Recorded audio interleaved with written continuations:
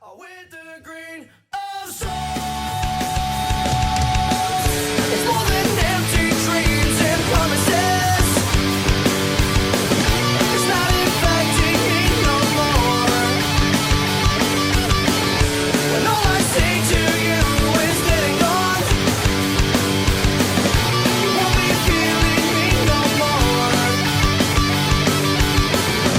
I know you, I can feel you. With the green of soul, when you're not looking at me, I feel so slow. When all streets of all our memories, there's not being alone at one, and those the futures bring. All right, you guys, we are back. One more time, doing it one more again. All right, the listening room, you guys, season 3, you guys, welcome back. Good to see you guys. Subscribe to the channel, like the video, share the content, all that good stuff. All right, you guys are amazing. Wonderful to see you guys again. All right, my guest today is best known as the lead singer, guitarist, and songwriter for the one and only 10-Foot Pole. With a voice that cuts through and songs that really dig in, not only musically but content-wise, my guest has cemented himself in 10-Foot Pole as punk rock legends. My guest is also an extremely multifaceted and talented individual, as his skills branch not only to managing, but sound engineering as well. His first mixing gig was at the ripe old age of 10 years, as he was mixing high school graduations for his grandfather. And subsequently, his father started a sound company that my guest worked for and eventually ran until his father sold it in 2001. Now here's the crazy part. My guest is not only the lead singer for 10-Foot Pole and badass engineer, but he was also a touring engineer for Prince, Beck, Weird Al, Jimmy Eat World, AFI, and more. Oh yeah, I almost forgot to mention, he was also the captain and MVP of his wrestling team in high school too. Just a nice little cherry on top there. Please welcome to the show, you guys, Mr. Denny Jagard. Did I pronounce that right, Denny? Yeah, Denny or Dennis. In 10-Foot Pole, I actually go by Dennis, but in my audio life, it's Denny. Okay. So all right. So let's. I can't like live. What would you prefer? When I switch hats on, Right. I'm Denny. Exactly. What would you prefer for the show? I don't care. Whatever you remember. Denny's easier to remember because the Grand Slam breakfast. Exactly. I'll give you a mnemonic device there. Right. Exactly. Awesome, my man. Awesome. So what have you been up to? What is 10-Foot Pole? And thanks for before you go, can I just interrupt and say thanks for mentioning the wrestling? Oh, dude, I don't had think to. anyone in a 10-Foot Pole interview has ever mentioned. By the way, he was captain of his wrestling team in 1985, 1986. Oh, dude, that blew my mind. I was reading your resume today, and it shocked me because I had no idea. So here I am being influenced, by you as a punk rock singer and punk rock songwriter, and for years. And then recently, I just, I'm reading your resume and your bio, and I'm blown away by your audio mixing and engineering resume and who you've worked with and for. And just that whole world that you've been in. I had no clue. That's super amazing. Oh, thank you. Yeah, it's I get bored easily, and so I like to really focus on something for a while, and sometimes the audio gets boring to me, and I love jumping over to the band and just rocking and Sure. being on the stage. But sometimes I like not having the pressure of as an artist, we're supposed to worry about how we look, like what we wear. I mean, we're not supposed to worry about it, but with these days, someone will just take your picture and be like, "Oh, cringe! Look at Dennis's shoes." And, Right, yeah. and so sometimes it's nice to just be the sound guy. I'm back in the room and I'm just focusing on the technical things of how can I make, Jimmy Eat World sound the best that they could, That's or badass. what can I do to make this better? We want to just rock this song or whatever, and I don't have to worry about if I have a big pimple on my forehead or something. You don't want to worry about So- you don't want to worry about your Birkenstocks when you're you know. Actually, I usually wear work boots and for Jimmy Eat World. The reason I brought that up is one time I was with Jimmy Eat World in Europe, and for a while I was going outside and playing acoustic guitar to their fans who were standing outside on the sidewalk for hours. That's cool. And I got, and one of them was like, wow, great voice, great songs, but those shoes. With those shoes. It's like, really? I'm a worker. I'm just anyway. That's comedy, dude. That's amazing. Little do they know you're, the lead singer of 10 Foot Pole. That's amazing. That's cool, man, dude. So look, so usually on the listening room on this show, I like to do something. I like to start off the show with a little bit of gratitude before we kind of get into a big conversation about what what's going on. I like to start off the show with a little bit of gratitude, and so why don't you give me something you're grateful for today? Just one thing. Um, my family, Love it. because all of the touring around that, I mean, both my jobs as a sound engineer and as a musician both require being away from home a lot, and it really takes its toll on, and I depend on heavily on the people who are at home, holding down the fort and taking care of the bills and feeding the dogs and doing all the things that, when daddy leaves town for weeks or months, that I can count on them, and also to feel centered and feel like, like I have a place in the world. Sometimes you're out on tour and you're just in a bus, and it can feel like you are dust in the wind. And then when I come home to kind of my castle, my family, it feels like I belong, and like I'm kind of a piece of, I don't know, a piece of something bigger than just me. That's So I'm grateful for my family. that's amazing. And like a couple of things you said there. I mean, obviously, the connection with family and being able to rely on those closest to you, um, to hold down the fort. To do what's necessary. For the family. But something you said there too was like really resonated with me when you said that um, they help you feel centered and they help you feel like you Uh-huh. have a place in this world. Because I'll be honest with you, Denny, there's a lot of things in this world, like a lot of external circumstances that hit us on a daily basis that rock us away from center.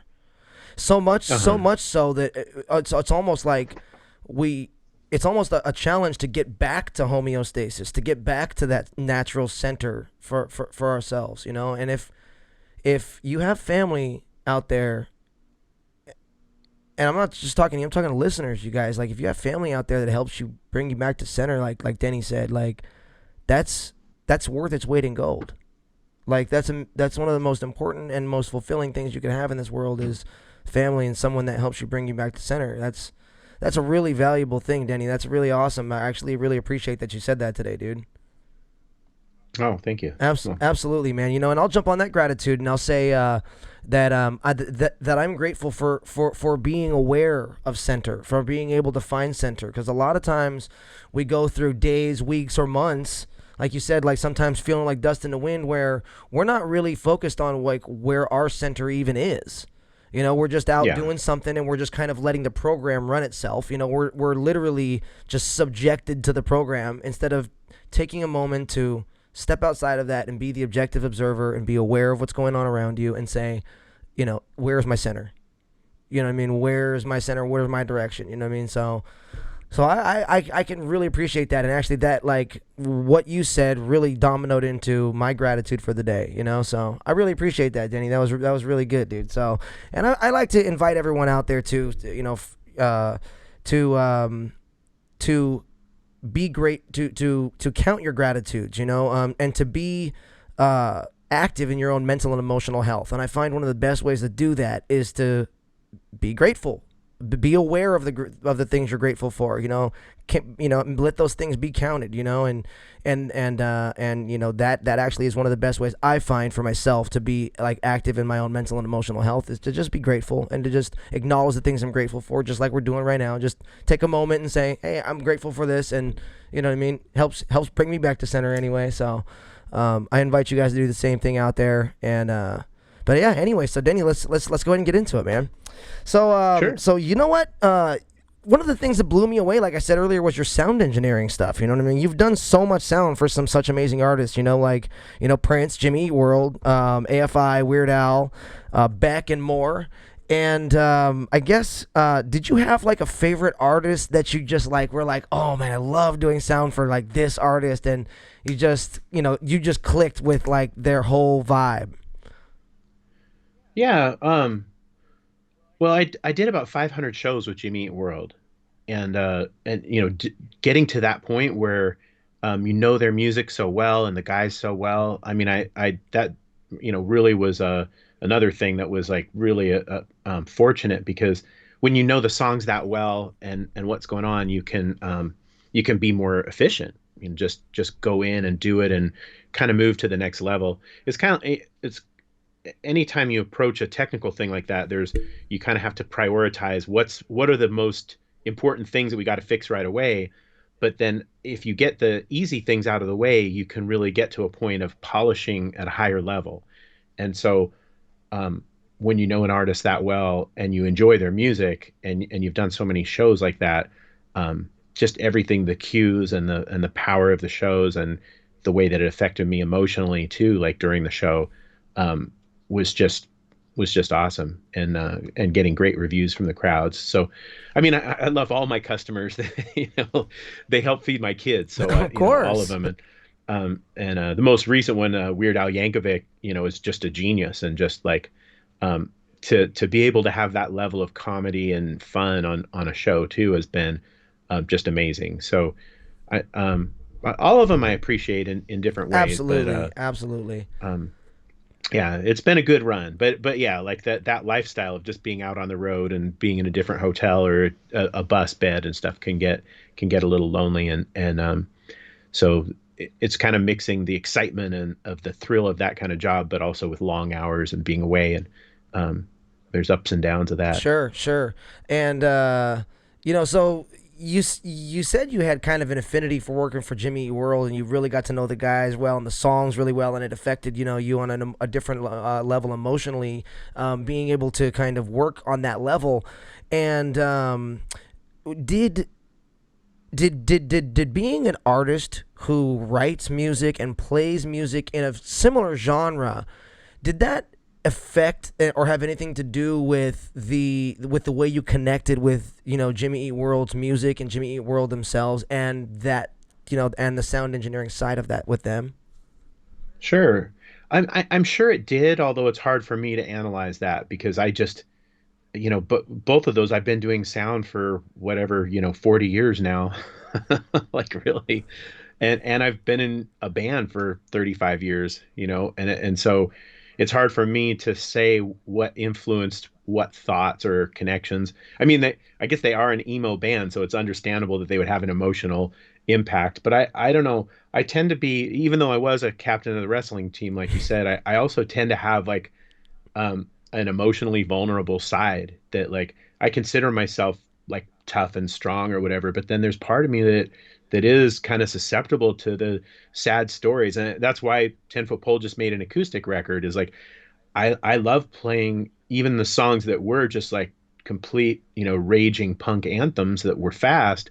I love slowing them down and doing like a really intimate, poignant, melodic, heart tugging version of it, because part of me likes that kind of misery of connecting to the other side of our nature, where even though it's tough most of the time, all of a sudden there's this other side where we all go through the same emotions of abandonment or rejection or loss, like different things like that. And I, I, I like connecting with people on that level too, not just the like, let's drink and party and have a raging punk show, but also like, let's feel some things together. And so it's hard for me to say like, why did a song affect me a certain way? I can't say. It just kind of either works or it doesn't work, and sometimes it just hits me in the feels. I love that, man. Um, yeah, writing music like that, you literally summed up why this whole YouTube channel works. To be honest Oh, with you, nice. I mean, because I'm not sure if you've noticed, but I mean, one of the reasons this YouTube channel actually played was because I do acoustic versions of punk rock songs, and I don't play most of the ones I know you saw the one I did of yours of the Getaway, but that one was played almost to speed. You know what I'm saying? Uh-huh. And most of the ones I do are very slow. I slow them Mhm. down. They're more morose. I do a Better Off Dead from Bad Religion, like extremely slowed down, and you're absolutely right. There's a different connection. There's a different emotional connection when you're doing these songs like that. And man, I'll tell you, a lot of the songs in general that were written, a lot of these punk tunes in general are literally have that emotion already built into them. All all they have to do is literally just be slowed down, to a certain extent, to have that connection and have that kind of, like sobriety of song, you know what I'm saying? Like, you know what I mean? Of clarification, you know what I mean? Like, but I find what you said to be extremely true in that aspect. And I've just been able to actually see it with my own eyes through experience. But that's definitely, that's definitely something. In fact, why don't we show them Sarcasm Decoder? Since we're talking about how acoustic music can translate translate that way as far as punk rock goes. Let's go ahead and jump over and show them Sarcasm Decoder. You cool with that? Sure. Hell yeah. Yeah. It's this is probably, at least originally, was one of my favorites off the acoustic record, and this is a brand new song. It's not like a sad version of an old song. This is like nice, kind of a brand new song that was kind of fun, and in it I'm basically asking for help with communication. I'm asking some modern day nerds to build an app that helps me decode language so that I know when people are being sarcastic. I love it. And so you guys got just put out an acoustic album, full length? Yeah, Simmer Down is the name of it's basically called 10-Foot Pole, Simmer Down, and so it's about half new songs and half old songs, I like or redone versions of old songs.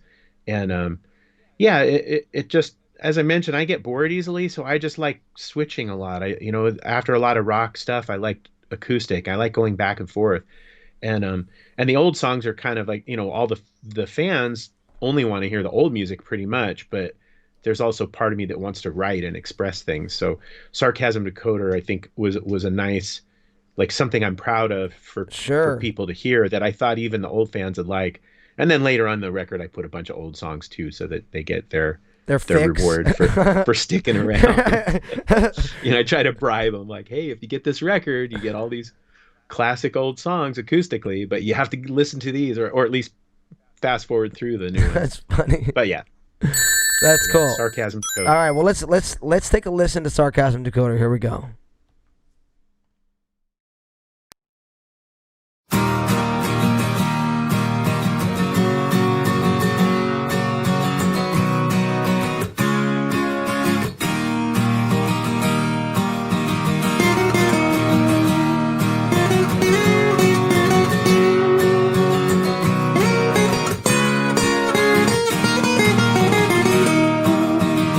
Someone help me with a brand new app. I'm lost in conversations. I can't tell exactly what people mean by the words they say. I can't judge the tone, I just can't relate. Your soothing voice can prop me back up, then knock me down again.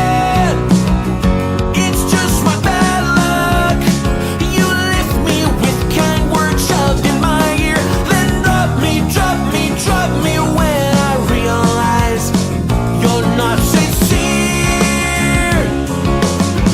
I can't see, no, I can't see the meaning of the words you're telling me. So I need a sarcasm decoder. I can't see, no, I can't see the meaning of the words you're telling me. So I need, that's what I need, a sarcasm decoder.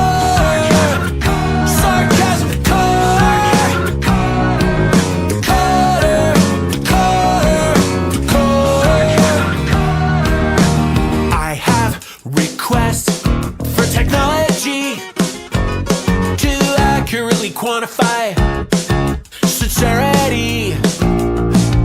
So when people talk, I might have a clue. Know what to say, know what to do. Your soothing voice can prop me back up, then knock me down again. It's just my bad luck. You lift me with kind words shoved in my ear, then drop me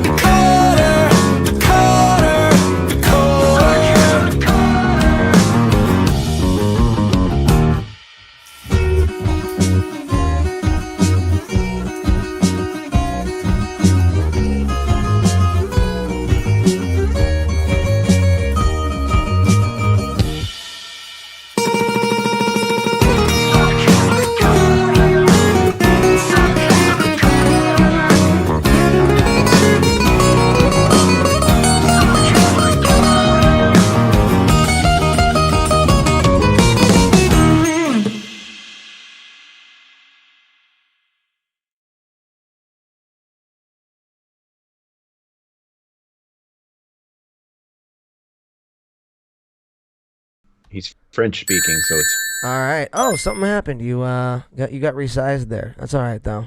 No worries. I'll fix you. am I bigger? You're small. You're slightly smaller. That's all right though. Bam, back. I gotcha. In fact, I'm gonna like totally fix this because it will do it again. I guarantee it. If I don't do exactly this. All right.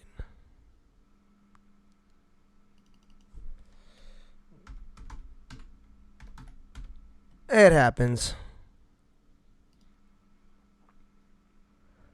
All right. I don't know why I did that.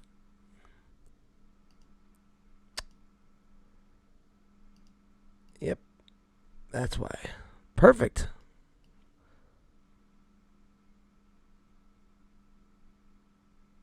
All right, Denny. So it's 2020. We had a crazy year. I know everybody was in the middle of doing something or moving towards something when all this kind of stopped. What was that for you, man? What were you in the middle of doing? Like, what were you guys were moving forward on something. You were moving forward on something. I mean, what did you get stopped in the middle of your tracks? Luckily, I was working on Simmer Down. Oh, yeah, well, there you go. So, the original plan, I hadn't ever produced or mixed a record myself. Oh, really? So the original plan was that we would all record our parts, but then send it into a, professional mixer and have them make the record. And once all the live audio employment disappeared, I thought, okay, well now I have a lot of time on my hands, and a lot of my buddies were out like kind of working on like learning new mixing consoles or other types of training that they could do.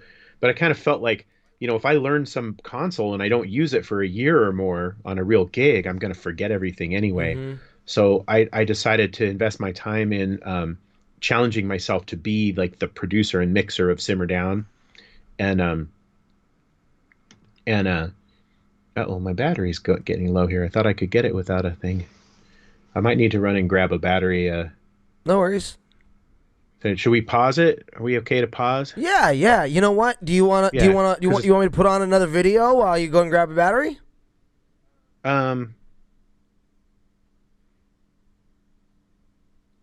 Let's We can pause it for a minute. Just go ahead and do your thing. yeah, let's just pause it for a moment. cut It'll out just take this me part. it'll take me literally 1 minute. Sorry about No that. problem at all. I thought I could get through this whole thing, and now it's, No worries, Denny. Take your time. No worries at all. Thank you very much for doing this. What's going on? Why is my battery dying so fast?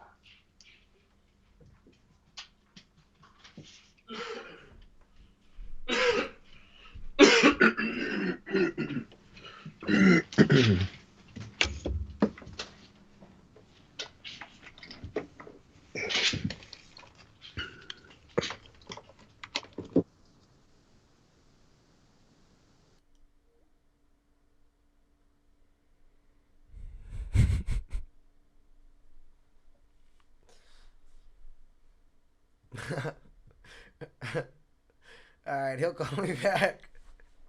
He's getting his battery. It's all good. We'll get him back in a second here, but so I'll tell you a little bit about the getaway. So when I was actually I'll wait for him to get back. Let's just do this, and I'll just cut this part out.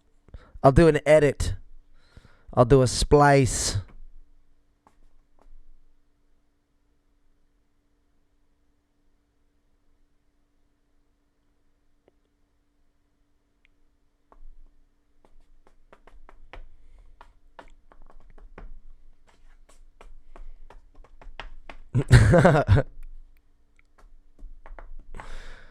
All good.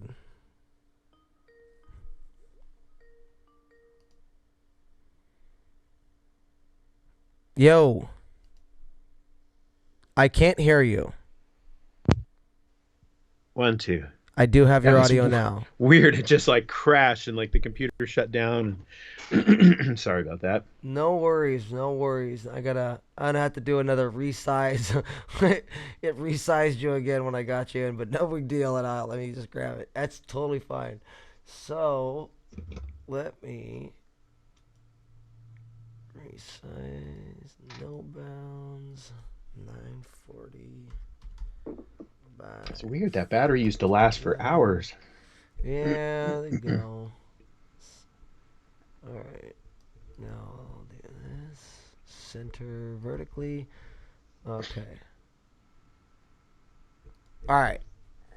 What we're talking about? What are we talking about? Yeah. You know what? Oh, you were asking what was I doing during the quarantine Yes, that's when the right. pandemic hit? You were working on Simmer Down. That's right. All right. So, what were you doing? So, okay, so you were working on Simmer Down. So you were working on Simmer Down. Fortunately for you, you had some time. You were doing the you took some time to do the not live audio engineering, the actual recording stuff and the mixing stuff. So, tell me a little bit more about that. Yeah, like as a sound engineer at an event, you're working in real time with the stuff right in front of you, Yeah. and so you kind of develop this a set of skills for quickly troubleshooting and making things rock in real time in your environment. And making a record's a little different because you have more time, so there's no excuses and no shouldn't be as many compromises. But also, you're trying to make it sound good on different people's speakers. So it's a very kind of a different thing with some different skills. And I'd never really gotten into recording before, but one time when I was working with Prince, he asked me, if I had ever made a record, and then I said no, and I was all proud of it, like, no, I'm a specialize in live sound, and he's just kind of like, well, you should make a record, and I'm like, oh, okay, but and now after doing it, I understand what he was saying, that there's just a different level of focus that gets into when you're making a record. Knowing how all the parts go together and spending hours just making it just right, it gives you a different perspective than, okay, we got 3 minutes and just go and make this band sound good at a festival like they're already playing, and just do the best you can, but with those conditions. And so anyhow, so Simmer Down would have been a different producer, but because I had time, I took the challenge on doing it myself, and knowing that I could always bail and just to have someone else mix it at the last minute. And luckily, after after a lot of trial and error, I got to the point where I felt like what I was doing was worthy, was like professional enough to put my name on it, and to not send it out and pay somebody thousands of dollars to do the pro job. And so I'm glad it worked out. I'm thinking about doing it on the next record. Like we've got a bunch of new songs. I'm thinking about making the rock new 10-foot pole record. And again, it would be another stretch, because making an acoustic record versus making a rock record is a whole new kind of can of worms. But Crazy thing part of me is kind of like, well, should I pay someone else? Should we pay someone else to do it? Or should I spend hours and hours and learn this stuff and give myself kind of a project? Right. It's totally its own skill set. You know what I mean? Mm-hmm. Like engineering and mixing, and mastering even, they're all their own, like, different little skill sets, and I've worked with some really amazing engineers, and I will say it's definitely a learned and experienced thing. I've been recording all my own stuff for a long time. And it takes a while to learn. It's not like you can apply all your live engineering experience or just a good ear.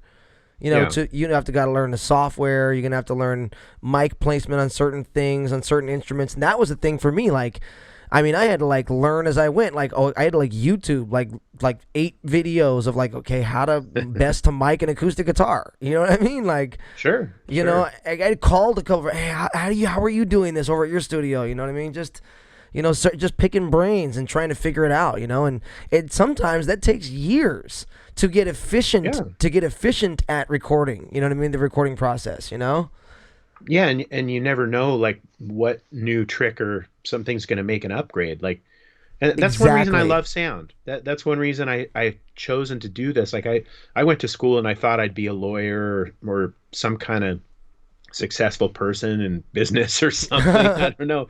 But when I got out of college, my dad offered to let me run his sound company, and I took it, and I just love doing it. I love getting a bunch of speakers up there and tweaking them and making it sound loud, and some parts of it are really simple, but some parts of it you kind of never are done with. Like you can always make it better. And that to me was one of the exciting challenges of it, of just knowing that there's always something I could do to make it better. Oh, so I like that. I like that on a personal level. There's always something you can do to make it better. Um, I'll say, don't sell yourself short on that success thing, because Earl Nightingale said that success is the progressive realization of a worthy goal or ideal, and I believe that 100% to be true. And if you loved what you were doing and you were doing it, then by all the means of a definition, you were and are a success by every Yeah. single mean, like hugely. But in our society, having a like You're a right. retirement, You're having a right. retirement fund, and being able to pay for my kids to go to a good school would be another You're right. feeling of success. That's society's definition of success. Oh, if you were a doctor, you were more successful than if you were a sound engineer. Even though you loved being a sound engineer, and hated being a doctor, it does. Yeah. So as long as society, but because society always wants us to do certain things. But you know what, dude, I think living a life of happiness and fulfillment and making choices that keep us fulfilled, even if we're not living in a mansion or, helping, 1,000 people, medically, I think, and I can speak from absolute experience. You have influenced my life in positive levels that it's hard for me to verbally express. I mean, Nice. I can tell you. I'm gonna just tell you one quick story about how you've influenced me. You particularly, your song "The Getaway" was the reason I was the singer for the very first band I sang for. I was at a friend's house named Garrett Vosberg. He had an old Flying V Jackson, and he had an old Carvin bass and a Boss Metal Zone pedal. And I plugged the Metal Zone into his Carvin bass amp. I picked up the Flying V, and I played "The Getaway" in his living room. And there was about 3 or 4 people sitting there. And about a week later, I got a phone call from this guy named Mike Kennebeck, and he said, "Hey, we heard you're a good singer." And I said, "Who'd you hear that from?" And he said, "The Vosbergs." I said, "Oh, no kidding. They must have, when I played The Getaway for them, I played The Getaway. It was your song." And when I played The Getaway for them, they loved it. And that is what got them to tell somebody else that I was a good singer, and got me into my first band, and got me singing, and got me into literally singing for a band and playing in my first band. So you've influenced me and helped me in ways that I can't even describe. And I'm willing to bet that you've done the same thing for multitudes of people. That your music has touched people in ways, that has helped people in ways that probably are and are indescribable. So I hope so. Yeah. I know so, Denny. I really do. I really do. So society's definition of success be damned. You know what I'm saying? Like, that I absolutely can appreciate every single thing that you've done, my man. But back to your point about audio, I had a question for you. So you talk about being good, about you can be good at certain something and make things better. You can always make something better. Why has there been any innovations in sound technology, not just recording technology, but actually like a microphone? Okay, let me give you an example. Cameras, every year cameras are getting better. Film cameras, they're getting better, more pixelated, better but it seems like we've reached some sort of pinnacle in like audio quality of recording and live sound. Why can't are we striving for clearer audio and better audio, or have we reached it? Oh, I think there's always room for improvement. I mean, I'm not too up on the kind of what the cutting edge technology is, but there's always a few new things coming out, like in terms of, especially in terms of mixing consoles or software uh, that has to do with like spatial features of sound. Sure. I haven't heard a lot of that stuff, honestly. Like, but there's a few things with monitoring where it's like they can 3D kind of panning, and That's there's kinda cool. there's an L acoustic system where they have multiple speakers set up, and it's kind of like a wall of sound idea where, but using these speakers, they're able to kind of more clearly articulate where the imaging, I guess, where your brain thinks the sound is coming from. Gotcha. Sound at shows has reached a pretty good level, but you're right that there hasn't been any huge new technology breakthroughs in microphones or something where it takes it to the next level. And there's always room for improvement, and certainly people in the audience, like just the difference between mono and stereo. Some people are sitting in a place where they just are hearing a mono sound, and we really would like them to hear a wide and open sound. And so who knows what new things will come, especially as we get into these higher levels of technology processing, which we're approaching now.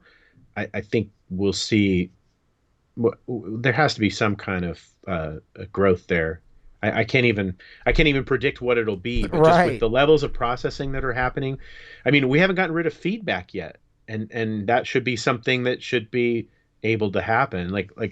People who are on a conference call can get rid of feedback, but how do they do it with on the concert level with higher quality Right. things? Right. Like, you know, that's just one example of things, but things in terms of imagery, feedback, then how natural something sounds, and that has a lot to do with the transducers and the speakers. Like the speakers themselves have been getting better and better, the processing of the speakers especially, but who knows? There could be some breakthrough where a whole different paradigm emerges, and it just reproduces sound better than we've seen, better than we've heard before. That's what I'm waiting for, because like I said, there's been almost an annual uptick in visual technology. And if you notice this, like every year cameras are getting better. Every year they're getting more pixelated, the resolution's getting better. It's 4K, it's 5K, it's 8K, it's 20K. It's just like, you know what I mean? I mean, pretty soon we're going to be inside of it. You know what I mean? Like, Yeah. you And know. the audio's doing that as well, but not as much, because at some point, like, your ear can't hear the difference between higher resolution or not. And that's what I was wondering, really, because to be honest Yeah. with you, what can the human ear really take in? You know what I'm saying? Are we able to take in frequencies and certain things? I mean, or that was really my question. And have we reached this point where audio technology is pretty much to a point where even if we push past that, as the human ear going to be able to really, grasp everything that it's being thrown at it? Yeah. Yeah. So, I mean, Yeah, it's a good question, but I think from what I know, it's not as a straight, like a camera or a video screen is kind of straight right off, like the processing. Better processing equals a better result. yeah. But sound and the way the acoustics interact in the environment, I guess that's kind of similar to when you're shooting, how the light and other factors affect it. But um, sound still, like putting up a microphone and capturing it and playing it back, we're not there. Like there's a big difference between how your ears perceive something and how a microphone picks something up. There's definitely room for improvement. That's a there. good, yes. That's actually a really good. That's a really good point, and that's a really good point on where there's, like you said, on where there's room for that kind of improvement. Actually, so you did mention you guys have some new stuff in the works for a new album for 10 Foot Pole. Yeah, yeah. The goal is kind of to go like rock album, then acoustic album, then rock album again, going on that like kind of anti-boredom plan. Right. Okay. Of like, just when I get sick of acoustic guitar, it's like, okay, let's get the electric guitars out and start trying to shred a little bit. So right now we're up to 15 demos. Like I have 15 Dude. songs that are pretty much complete songs, and the goal is to kind of get up around 20 and then pare it down to about 12. And I think that's a reasonable amount of rejection of stuff, and then start making the record, and that's again where I think probably what I'll do is try to take it on and do it all myself, but Good for you. knowing at least financially in the back of my mind that I might have to like set aside like a good chunk and send it to one of the real producers. But from people who heard Simmer Down, from the responses we got, a lot of people were saying that they really like it, and that I shouldn't. So basically, when we hire a producer, you're hiring someone to tell you no. Yeah. And so some of the discussions are like about like I did have a producer set up for Simmer Down, and one of them told me not to use a song that a few big fans said that was their favorite song on the record. And so they're kind of like, you shouldn't pay a producer to tell you no to that. Right. So, so there's part of me that's kind of gotten a little more like positive reinforcement. Like maybe I should just do another one where I call the shots because on previous records, I never like stepped in and said, I'm going to control this whole record. And that's how Simmer Down is. Like Simmer Down is me saying, like Escalating Quickly was the opposite. I handed over to Ryan Green a lot of like, okay, Ryan, like, what would you do? Like make the best record that you can imagine. And he's playing keyboard parts and stuff. And some people really liked it, but some people were like 10-foot pole should never have keyboards.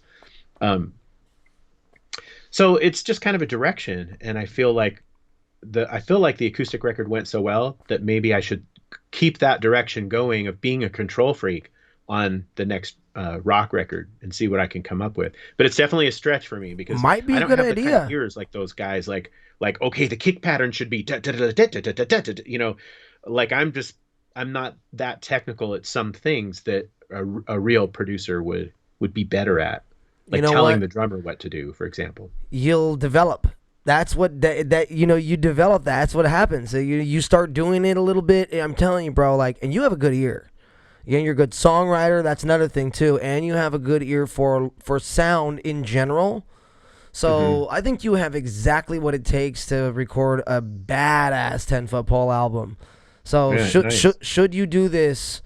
I'm eager to hear. I'm eager to I hear think what I'm you I come think out I'm with. gonna try, but I'm also kind of preparing the expectations that if you hear some producer kinds going like, "Oh, I can't believe he did that kick pattern on the da da da da," it might be a little what's the word, like out of the box, like for what, like how the Dude, bass and the because my bass player likes to hit every note right now too, so it's like I might let him do that, but some producers might be like, "No, you can't do that. That's gonna step on the vocal, or that's gonna," and so there's going to be some experimentation, and I guess like always, there's going to be some people who will, you know, who will hate it or complain about certain things technically, which is funny because on the last record we did with Ryan Green, the big producer, who's known for having great drum tones, sure. one of the first criticisms was like, "Oh, these drums sound fake," and I'm like, "There's like, why did he just program all the drums?" Like he didn't. That's Sean Sellers from Good Riddance. Like it's a rad drummer playing real drums.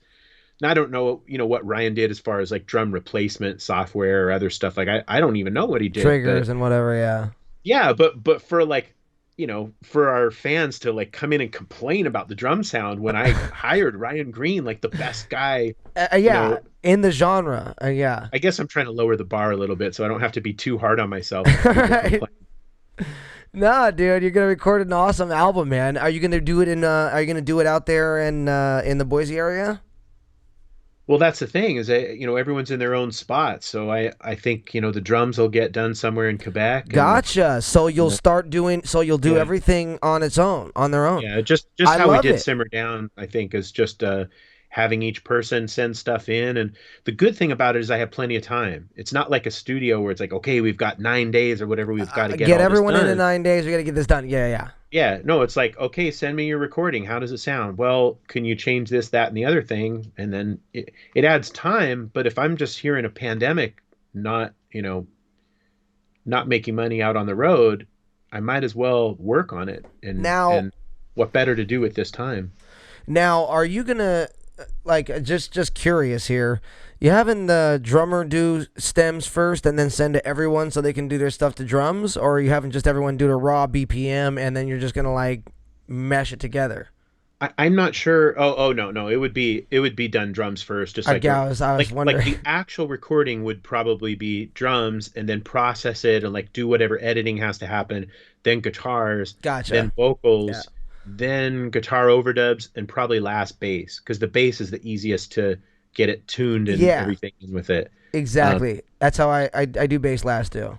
yeah, and then but I'm not, but during the songwriting process, it has been more like, different people who had a song may have sent their own drum tracks in, but on the songs that I wrote, I programmed drums and did my guitars and then sang, and then Richie sent in bass, and then now Guillaume is sending in drums, and some of the drums are making all the other stuff sound out of time. So I have to decide, like, do I keep what Guillaume did, like the feel, like he's really pushing here so much that my guitar stuff's all bad now. Like, do I really love what he's doing, or like is that part of the song, or is that a mistake?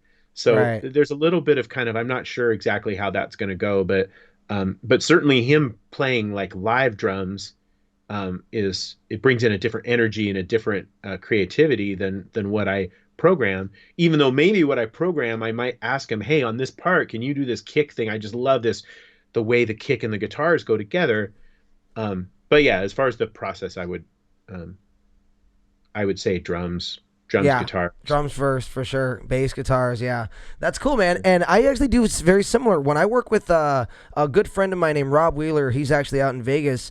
When I do a song, I'll do program my own drums first, and then I do my guitars and singing, and usually I'll just send him that with the Mhm. obviously the BPM, and then I'll send him stems with.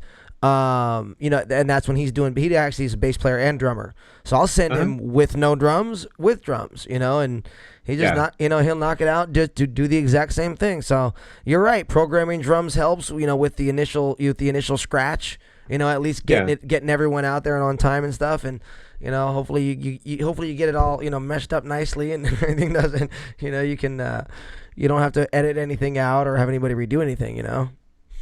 Yeah, But I mean, I whatever it takes. That my feelings kind of whatever it takes, and it might be a long process, but it's not like I'm, would have been like, curing cancer or something if I wasn't doing this. So I'll just probably just push forward and do my best. right. But yeah, like programming it gets the idea out there, and Yes.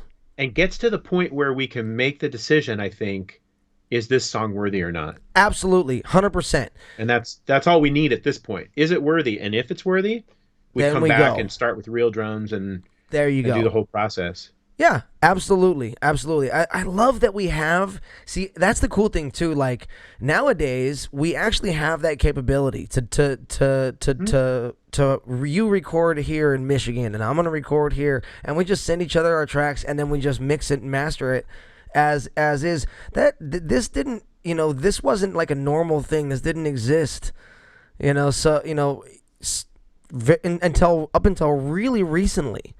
Up Yeah. until the file sharing services. I mean, so we're seeing a whole brand new way of recording, and like you said, not being stuck to the 9-day period allows for a lot less of a lot less of a tension-filled recording process. When somebody Yeah. goes, "Oh, hey, this drum part was a little pushing. Let me go ahead and send it back to you. Can you punch in and punch out at this spot? Send it back to me when you get a chance." Instead of, "Oh my God, we're out of studio. This thing's pushing, and we live with it." You know what I Yeah. mean? And that's Yeah. it. And especially for the vocal, because Oh and yeah, because back in the day, there was incredible pressure. Be like, okay, we've got, we're behind. The guitars are, we for whatever reason we always would end up behind where we thought we'd be. And like I remember on Unleashed, Ryan being like, "Okay, you've got 7 songs to sing tonight. We got to be out of here by 4 a.m. Don't sing too hard because you don't want to blow out your voice."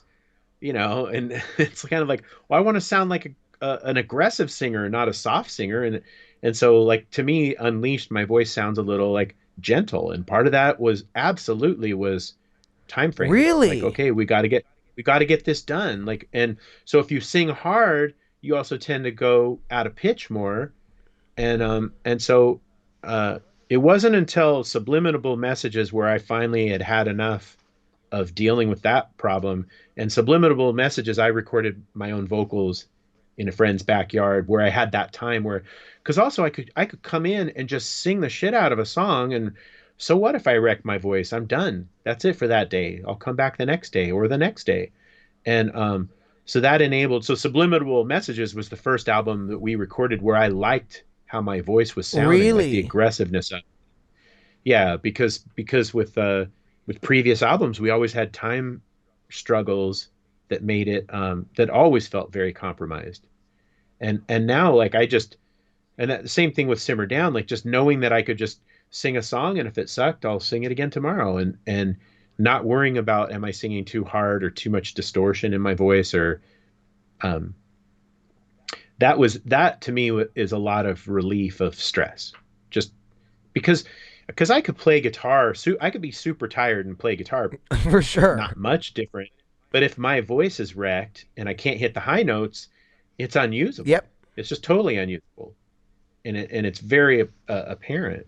Um, so Yeah, dude. so to me, the DIY thing, at least for vocals, was a huge upgrade. Yeah, huge upgrade, and yeah, I agree with that. I do find that like the pressure of being in the studio sometimes like will kind of lift you to an sing at a higher level sometimes, and it's it's very much like when I used to play baseball. You get on the field and you're in like a high pressure game, and playoffs or something like that, and it's like you rise to the occasion. So it's like there is something to be said. I do love that getting into a studio and having that pressure, being with a producer, and having to get it done. But you're absolutely right.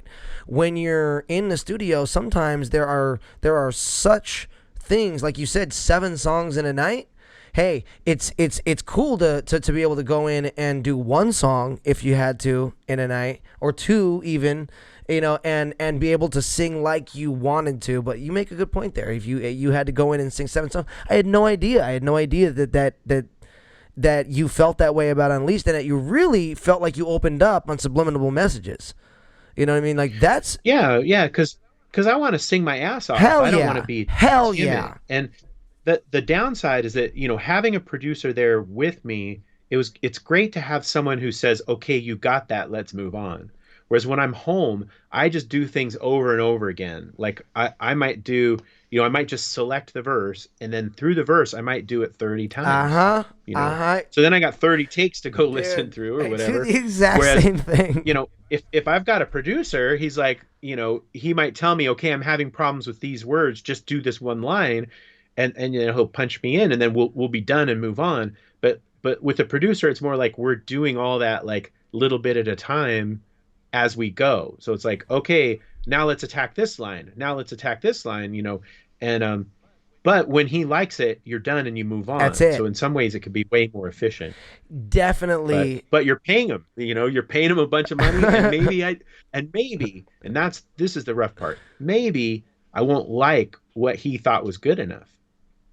Maybe I like a different approach. And that's, and so at that point it's like, well, do we really want to pay someone else to do that? Well, and you have the luxury now, to not, and you have the ear, in general, and you also have you have the time to put into making it sound as good as you need it to sound, and you're not being pushed to, oh my God, like you said, 9 days in, out, we have to do 7 songs in one night, I have to keep my voice clean. You know what I'm saying? No.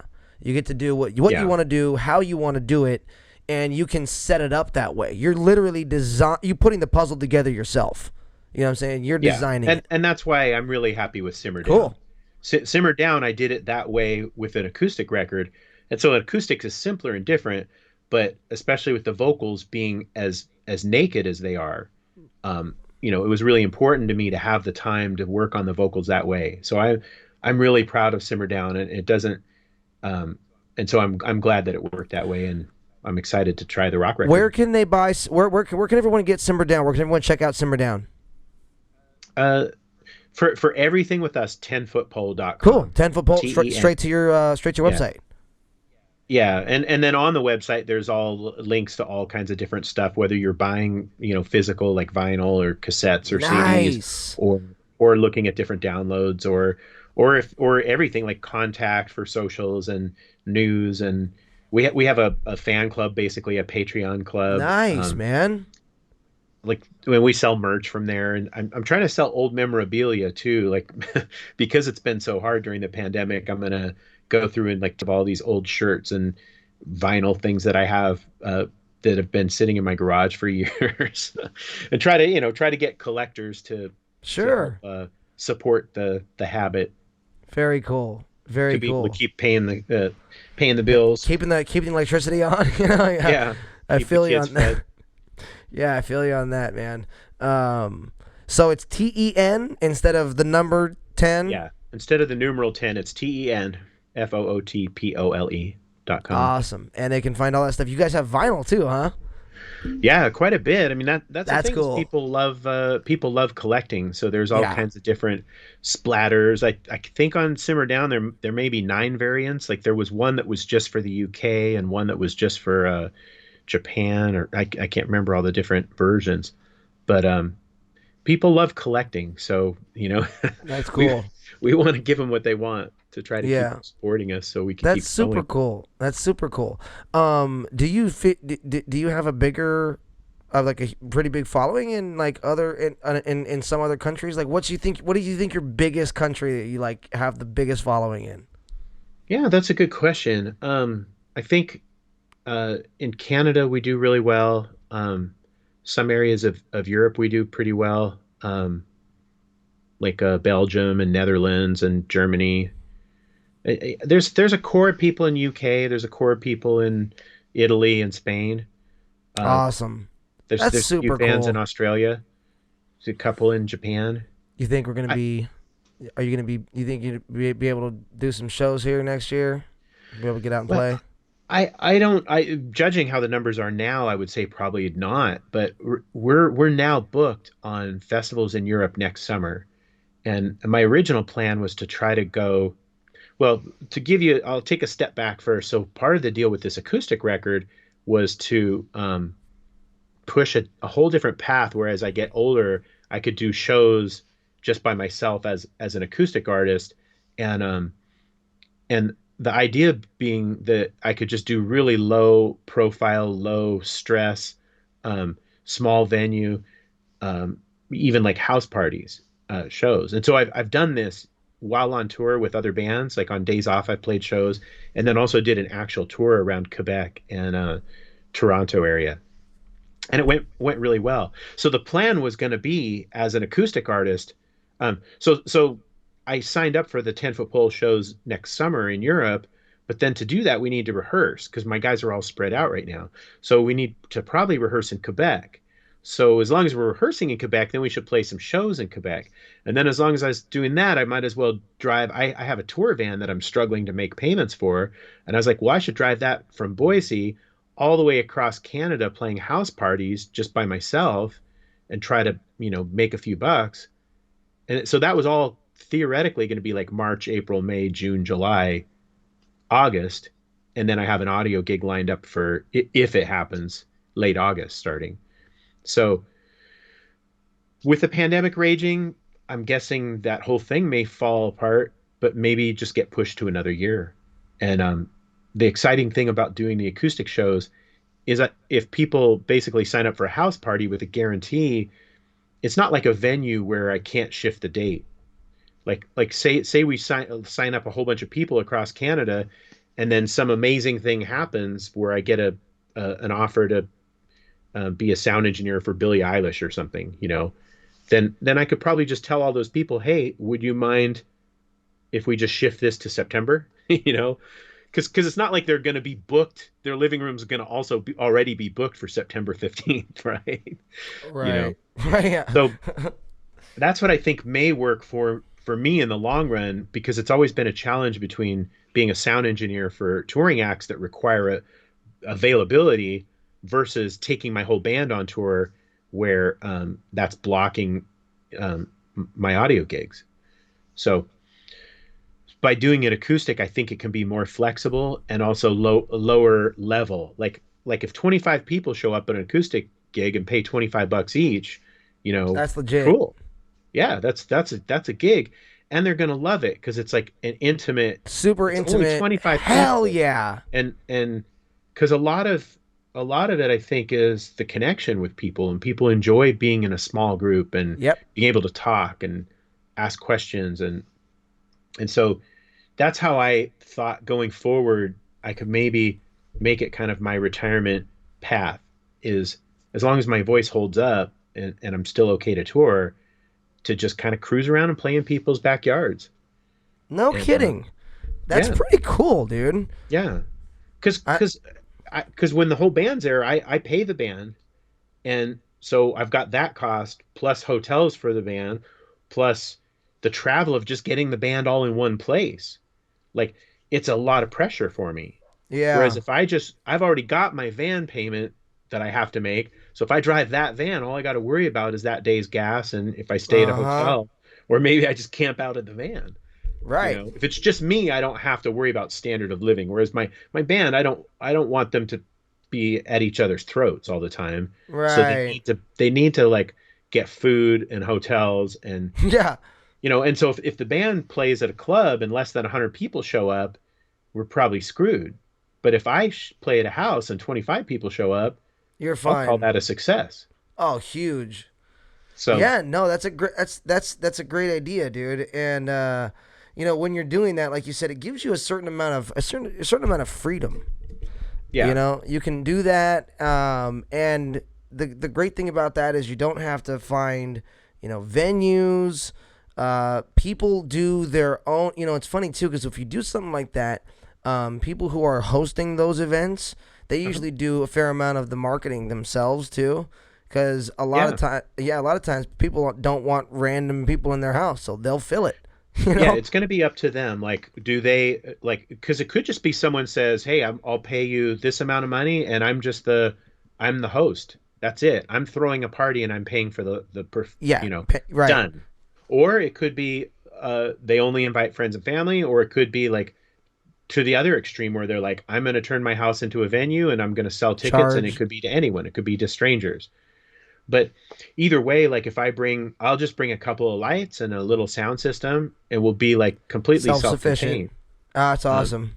well, at least Smart. that's the idea. Now, can I get the other goal would be to be able to do that without super long drives. So it's like, and I think it's possible because like even in the big Totally. cities, even in a big city that likes us a lot, maybe I could play 5 shows in it because people wouldn't know each other. It's not like a venue where one venue is trying to advertise to the whole city. They don't want another venue down the street to have your show. Like if you decide to host a party, somebody 3 streets away can host a party too, and they're probably not going to take any of your friends or relatives that would have gone to your party. That's correct. And two, I find that when I go to areas like like people like myself, I'm not a I've never been in 10-foot pole. You know what I mean? I've never been in a band that that toured like that. But I've tried doing the touring thing like everyone else does. Everyone else thinks, "Oh, let me go on tour because I want to have that rock star like experience."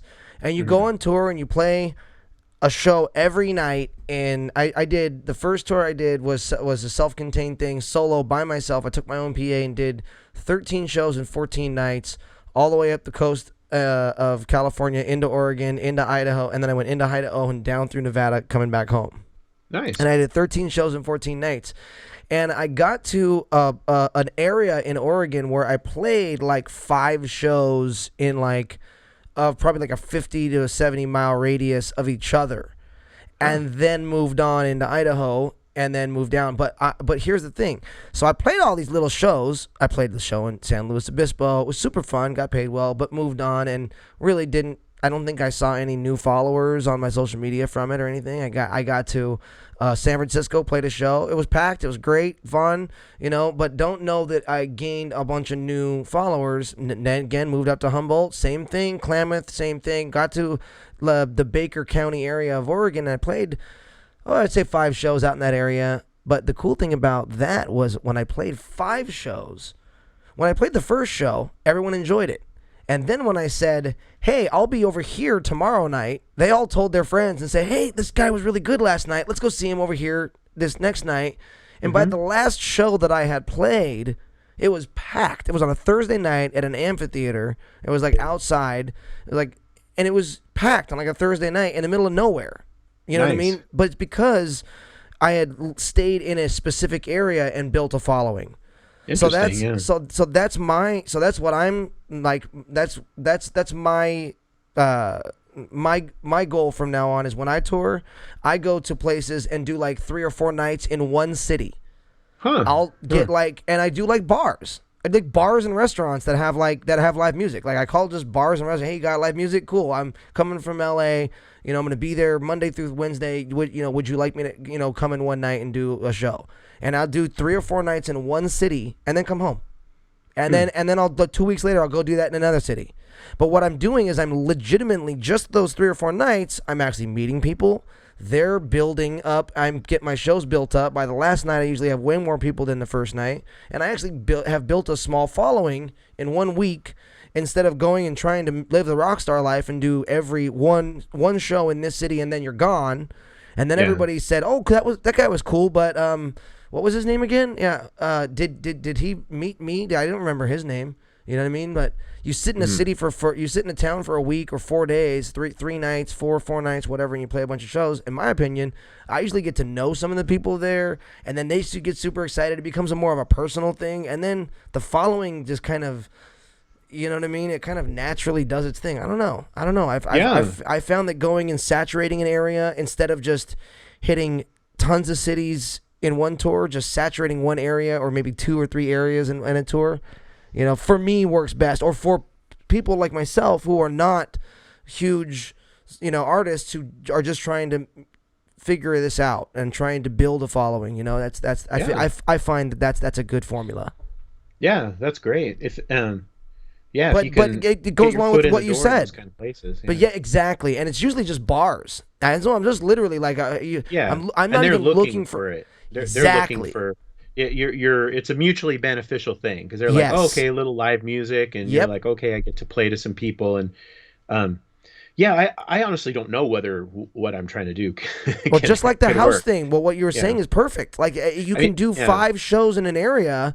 And you literally have built a following there. And then let's say 2 years later, everything goes down, everything's chill. Oh, lots of stuff opens back up again. Now you go back to that area, and all of a sudden you, Denny, have solidified a huge following because you played 5 shows in one town, in people's backyards, and word spread like wildfire. You know what I mean? Like 150 people got to see you play in a couple different nights, and you know what I mean? So I think you got the right idea going and playing these backyards and playing, a couple of shows in one town, then moving on and stuff. And not to mention, you say it could be fairly lucrative too. Yeah, I hope so. I mean, that's why I don't know is it really depends on finding the hosts. It really depends on whether there's enough people and close enough to each other to pull it off. Because I'm not trying to do I've got kids and stuff. I'm not trying to do what you're like. Just going into a bar and playing, like knowing that night I will make 0, or whatever I can't afford to do that with my kids and stuff. Yeah, no, I can't afford to do that either. I set a flat rate. I usually get the bars that'll at least give me a flat rate, but I completely understand. But look, nice. I know we don't have too much time left, but I do want to show 2 quick videos, and I know I mentioned the Getaway earlier to you. So would you touch on the Getaway a little bit for me? And I know you were gonna do that for me. Sure. Well, I think the most interesting thing about the Getaway that we kind of discussed earlier off camera was that it was like a 1999 90s skate punk romp, and what was interesting to me was that when I tried to redo it for acoustic, it really hit me how kind of how dark and melancholy it was.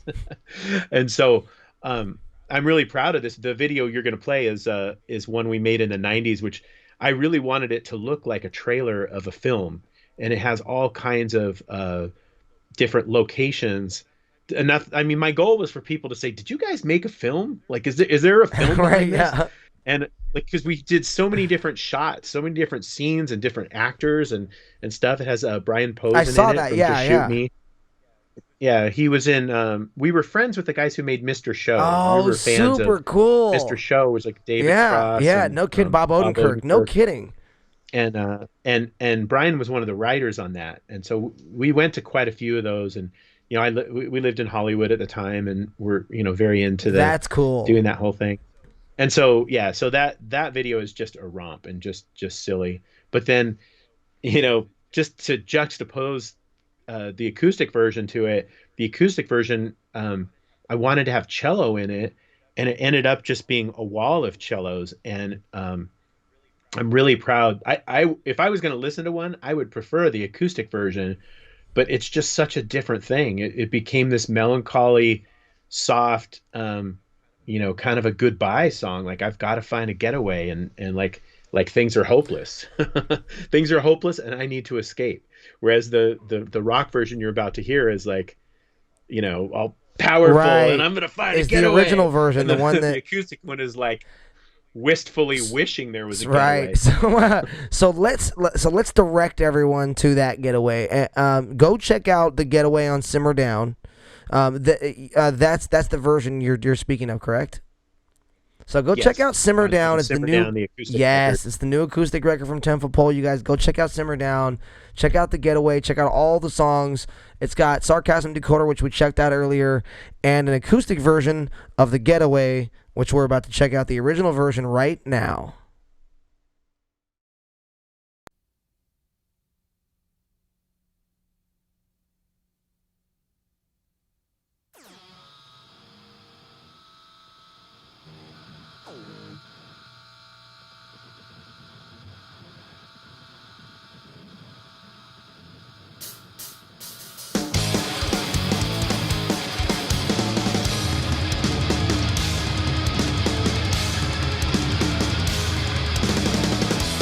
Please don't chase me anymore.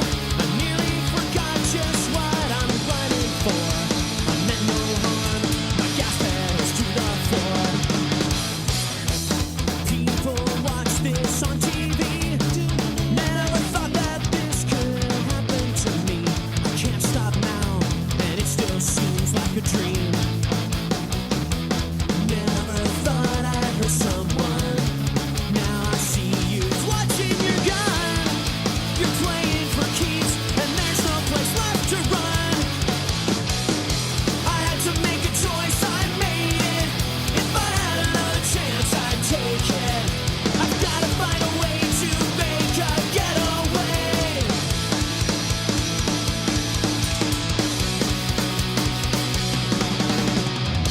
Today my future looks so bright. All it took was one red light. The sirens were close behind, and my brain said fight or flight. So I ran from my mistake.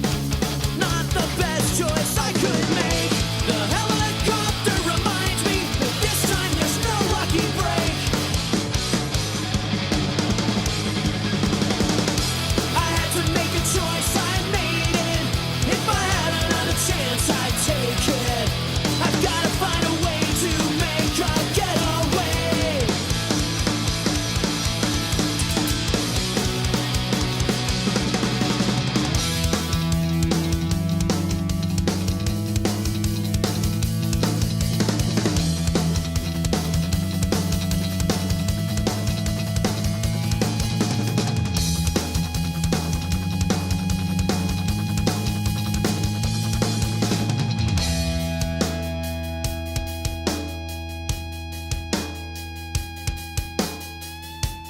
Please don't chase me anymore. I nearly forgot just what I'm running for. I meant no harm. My gas pedals to the floor. I always did things my own way. Never cared what the experts say. I thought they were so full of shit. I guess it's time to pay. I always dreamed I'd have it all. Never thought I'd take the fall. And now I've run out of chances, and all I can see is the wall. I had to make a choice, I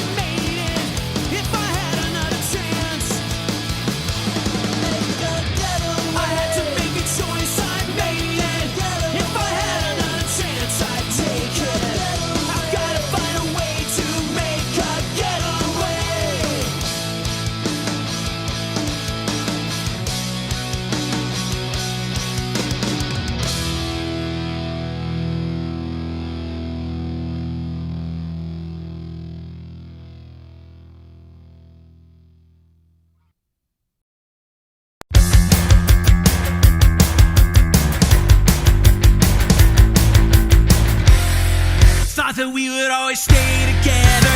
Bought the whole notion love lasts forever. But in real life, forever is a disaster. There's no such thing as happy ever after. 'Cause everything dies, dies, dies, dies, dies, dies, dies. Everything dies, dies, dies, dies, dies, dies, dies. Yes, it's dark, but that's the way we're heading. Would you prefer a story with a different setting? Like a child, you might go on pretending heaven is real and love's never ending.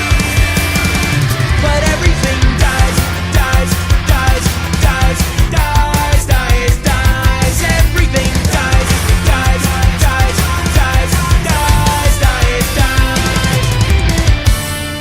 Sometimes I'm still believing, like no one here is leaving. Sometimes I wish that glory was more than just a story. Sometimes I get a feeling, wish for mercy and some healing, and some warmth in mid-December. But the ice helps me remember that everything dies, dies, dies, dies, dies, dies, dies. Everything dies, dies, dies, dies, dies, dies, dies. You might be on top with beauty and youth, but give it some time. Your eyelids will drip and years will go by. Your puppies will die. The pride of your life killed slowly by time.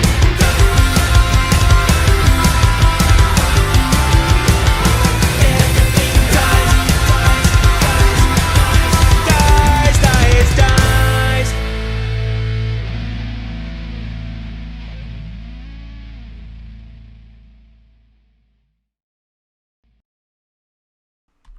All right, that was okay. So The Getaway was the first one, which we talked about before, and then the second one we just watched. I actually went right into Denny, was Everything Dies. So that was the that was a little montage of one of the festivals you guys played. Yeah, Red Bridge Fest up in Pont Rouge, Quebec, like about 20 minutes outside of Quebec City. Nice. But a friend of mine, Vincent Boussier, who he kind of got me back into doing the acoustic thing when I was on tour with Weird Al Yankovic, and Vince set me up to do a show. I had a couple days off in Montreal, and he was up near Quebec City, and he goes, I'd like to put on a show, and I'll come down and drive and pick you up in Montreal and take you here, and it went so great that I just kind of had to do it, and that turned into another show in Montreal. And then it turned into a whole tour where I did 3 weeks of touring in that area, just little tiny venues, like some people's backyards and little tiny theaters and house parties, and it just went so well. It was so fun. Like in a lot of That's ways, it was rad. more fun than a rock show because I got to talk to people and one-on-one, having kind of conversations with people. And on that tour, I had my bass player with me, Chris Del Rio at the time, and so it was just the two of us, and we sang songs. We brought a little PA, and Nice. it was a lot of fun. That sounds really cool, But so, dude. but then my buddy put on this big rock show that at Pont Rouge, the Red Bridge Fest, and that's where all that footage was That was from. awesome. Which that part of the country, that part of Canada, people just love the '90s punk, and so it went really well, and I was stoked to be So there. do I. I would have been too, my brother, and I'm stoked to have you here today, my man. Thank you so much for being with me today, Denny. And thank you guys for watching today. I can't tell you how much I appreciate you guys, every single one of you guys out there who would watch for even 1 second. Thanks again to my guest, Denny Jagard, today from 10 Foot Pole, the lead singer, songwriter, and brains, and incredible sound engineer as well. Live and just doing the damn thing as well with the new Simmer Down album and the upcoming, and quite possibly the upcoming 10 Foot Pole album as well. So I'm really looking forward to hearing what you put out, Denny. I really am. Absolutely, Eddie. brother. Thank you so much for thank you so much for coming on the show again today. I really appreciate you, brother. And we will see you guys next time on the listening room. And remember, guys, good things happen when you take the time to listen. I love you guys. We'll see you guys next time. Take care. Thanks for being a part of the listening room tonight. My name is Eddie Booze. Go ahead and subscribe to the channel, hit the bell notifications, and give the video a like. We'll see you guys every Monday through Friday right here at 6:30. Take care.